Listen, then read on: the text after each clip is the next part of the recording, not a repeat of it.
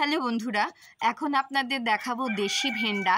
এই ভেন্ডা অ্যাকচুয়ালি বিভিন্ন গাছে, বিশেষ করে শিরীষ গাছ, পুরনো যেসব শিরীষ গাছগুলো থাকে, মানে আম গাছ, শিরীষ গাছ, বড় মানে অনেক দিনের গাছ, সেই গাছগুলোতে এই ভেন্ডা ঝুলে থাকে। আমরা অনেকে বুঝতে পারি না যে আসলে অর্কিড কি কোনো জংলি গাছ, কিন্তু এ সত্যি সত্যি ভীষণ সুন্দর ফুল, অর্কিডের একটা ভ্যারাইটি।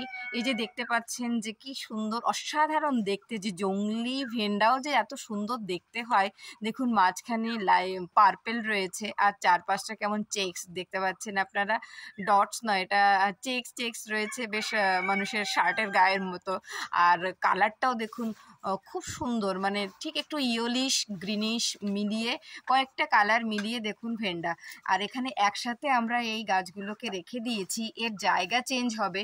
আর দেখুন এই কুড়ি এসে গেছে, এই কুড়িতে এখানে দেখুন স্টিকটাতে বেশ কয়েকটা ফুল ফুটবে, এখানে দেখতে পাচ্ছেন যে এই স্টিকটাতেও অনেকগুলো ফুল ফুটবে।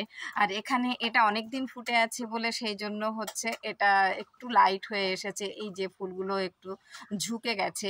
এখানে আবার স্টিকটাতে অনেকগুলো কুড়ি বেরিয়ে আছে, তো এগুলো সবই ফুটবে। আর দেখুন এদের দেখতে কি অসাধারণ, মনে হয় বেশ প্রাচীন প্রাচীন। এই যে এটা একটা কাঠের সাথে লাগানো রয়েছে বন্ধুরা, এইরকমভাবে এরা যে কোনো গাছকে আঁকড়ে ধরে বেঁচে থাকতে পারে। এমনকি জল, বৃষ্টি একটা ন্যাচারালি এটা জল পায়, তো মানে বৃষ্টির সময় বেশ সুন্দর সতেজ হয়, হয়তো বা গরমের সময় একটু শুকিয়ে শুকিয়ে আসে। কিন্তু দেখুন এই গাছের এখান থেকে শেকড়গুলো আমি আপনাদের আস্তে আস্তে করে দেখাচ্ছি, কি অসাধারণ দেখতে লাগছে।